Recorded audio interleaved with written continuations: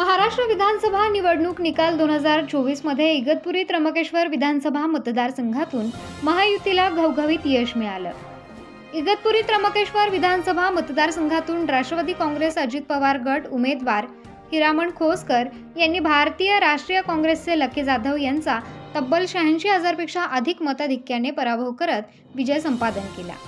याच मोठ्या विजयानंतर आमदार हिरामण खोसकर यांनी त्र्यंबकेश्वर मतदारसंघामध्ये आभार तसेच कृतज्ञता दौरा आयोजित केला आहे। या दौऱ्यामध्ये मतदारांनी त्यांच्यावर दाखवलेल्या विश्वासाबद्दल त्यांनी कृतज्ञता व्यक्त केली आहे। या दौऱ्याच्या निमित्ताने आमदार हिरामण खोसकर हे त्र्यंबकेश्वर तालुक्यातील वाघेरा गणामध्ये आल्याने येथील नागरिकांनी आमदार खोसकर यांचे उत्साहात स्वागत केले।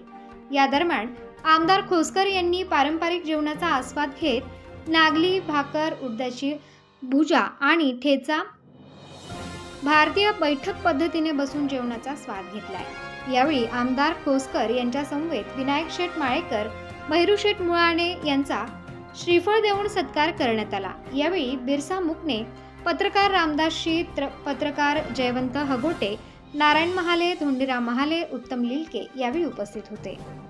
उत्तर महाराष्ट्र न्यूज नेटवर्कसाठी रामदास शीत, त्र्यंबकेश्वर।